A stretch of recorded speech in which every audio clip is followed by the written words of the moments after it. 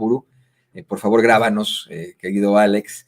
Te quisiera preguntarle al doctor Víctor Aramburu un poco más sobre esta figura que yo considero podría afectar de alguna u otra forma. Me parece que es muy interesante, así como lo plantea Jaime, este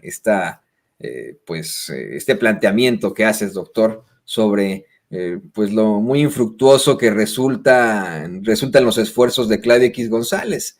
La realidad es que seguiremos viendo este tipo de situaciones por venir, ¿no? Esa es la realidad. La oposición siempre existirá, los grupos de poder siempre existirán, los personajes que están en contra de la igualdad siempre existirán, y pues no nos queda más que seguir cuestionándolo, pero aquí el cuestionamiento contigo es sobre el alcance que podría tener en todo caso Claudio X González.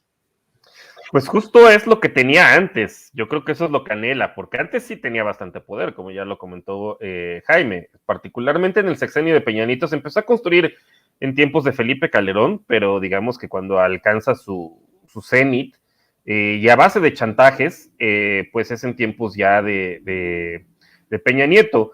Hay que recordar todo este ecosistema de supuestas organizaciones de la sociedad civil que son regenteadas por Claudio X González o que de alguna manera tienen una cierta alianza. Está el Instituto Mexicano de la Competitividad, que no solamente lo maneja él, pero pues ahí entran varios, ¿no?, de los oligarcas mexicanos a financiarlos. Digo, y además son bastante transparentes, es cosa de meterse ahí a la página del INCO y ahí aparecen sus nombres. Pues la que era directora de proyectos con las reformas del Pacto contra México, de esta organización del INCO, pues después fue la comisionada presidenta de la Comisión Federal de Competencia. Entonces, pues es como dice el dicho, ¿no? Poner a la iglesia en manos de Lutero. ¿Qué competencia puede haber si quien lo comanda, pues viene de una de las organizaciones de los oligarcas, de los oligopolistas, si no es que monopolistas de México? Luego el director también de esa organización, del INCO, Juan Pardinas, pues actualmente es el director del Reforma, el director general del Reforma. Tiene otras organizaciones, ¿no?, como Mexicanos contra la Corrupción y la Impunidad, que esa se le inventó en el sexenio pasado, justamente con el fin de golpetear. Ya se me olvidó otro personaje que también era el supuesto director anticorrupción del INCO, Max Kaiser, que también es muy hablador, quien había sido subsecretario de Responsabilidades Administrativas con Felipe Calderón y que quedó mucho a deber porque, pues bueno, ahí están los hechos a la vista, ¿no? O sea, Genaro García Luna no lo tocó, pero ni con el pétalo de una denuncia, ¿no?, o de una queja o de algún procedimiento administrativo. Al contrario, más bien lo que se dedicaban en esa época, pues era a proteger a los propios en su momento. Y bueno, pues este personaje en el sexenio de Peña Nieto ya era el director anticorrupción de esta organización, del Instituto Mexicano de la Competitividad. O sea que ese es semillero, ¿no?, de dónde salen estas personas. Quiso ser comisionado justamente del Comité de Participación Ciudadana del Sistema Nacional Anticorrupción. No lo logró porque son bastante claros sus antecedentes, pero ahí sigo golpeando, ¿no?, este supuesto personaje que pues, es calderonista, ¿no?, y es parte del grupo de Claudio X González. Luego está esta organización que había comentado, Mexicanos contra la Corrupción y la Impunidad, pues desde la cual hace este supuesto reportaje que en realidad deriva de la Auditoría Superior de la Federación, pues para golpear políticamente a Peña Nieto con el fin de que lo capitalizara pues el PAN, pero pues al final tampoco le salió. Sí logró golpetear, eso sí, claramente a Peña Nieto, pero pues no lo capitalizó políticamente el PAN. Y hay otras organizaciones por ahí, ¿no? O sea, una que se llama, que es la misma gente, ¿eh? O sea, cuando uno ve quiénes son los que están ahí, nada más parece que juegan al juego de las sillas. Está México Cómo Vamos, que esa sí no es muy transparente justamente en quién los financia, pero los personajes son más o menos los mismos. México Evalúa también es otro supuesto think tank, pero que anteriormente pasaba por ser un poco más objetivo, actualmente pues es claro el golpeteo político que hacen en contra de la administración pública, particularmente, bueno, del presidente López Obrador. Otra que se llama Signos Vitales, donde está, si no recuerdo mal, creo que la comanda el que fuera candidato para el gobierno de Puebla, para gobernador, Enrique Cárdenas. Lástima porque pues era un buen historiador económico, pero pues desde que decidió entrarle a la política y aliarse con esta gente, con el ecosistema de Claudio X González, pues yo creo que ya perdió cualquier tipo de credibilidad. Entonces, pues eso es...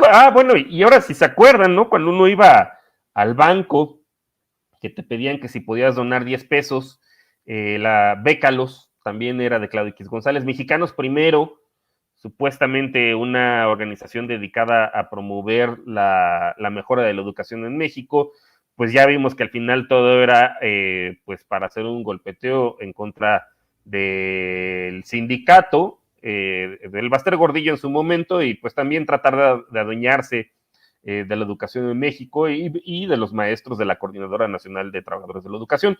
Sí le salió el golpeteo político justamente del sindicato durante el sexenio de Felipe Calderón, pues el yerno del Baster, Fernando González Sánchez, era el subsecretario de Educación Básica, tenía el control del ISSSTE también con Miguel Ángel Yunes, de la Lotería Nacional, que pues ahí están los fraudes también mencionados con Miguel Ángel Jiménez y con Roberto Campa, quien fuera el candidato de su partido, ¿no? De Nueva Alianza, pues lo premiaron con el Secretariado Ejecutivo del Sistema Nacional de Seguridad Pública. Y bueno, después también se mantuvo, ¿no? En el sexenio de Peña Nieto.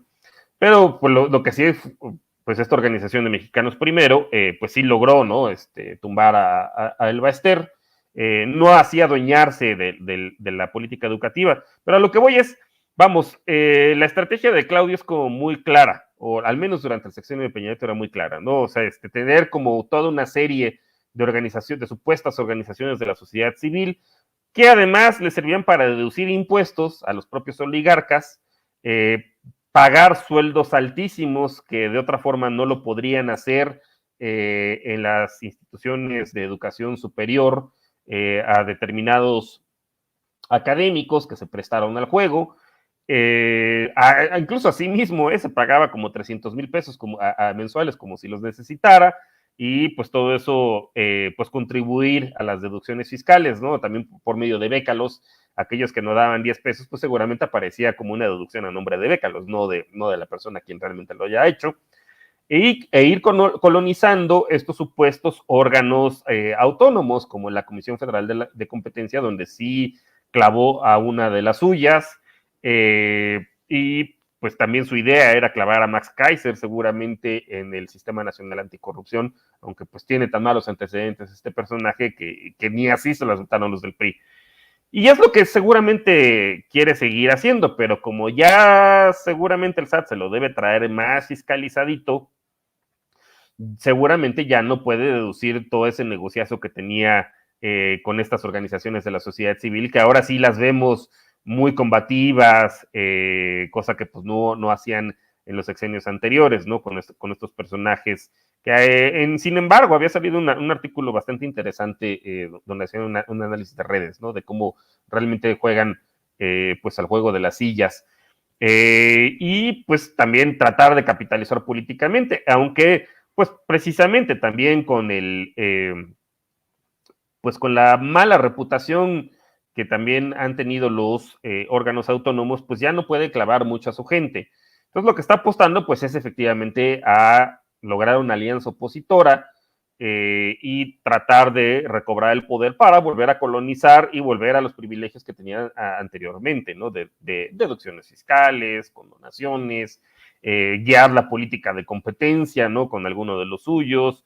Pero, pues sí, en ese caso sí hay que estar a las vivas con este personaje. No sé a qué manera así le salga. Totalmente de acuerdo.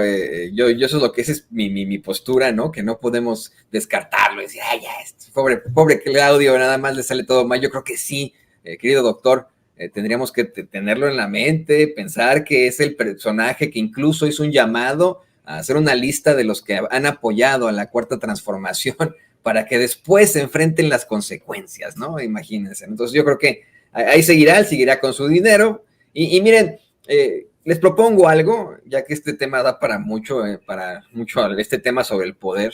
Les propongo que para cerrar, en lugar de ir con lo de los salarios, y le pido a Alex que nos grabe, para cerrar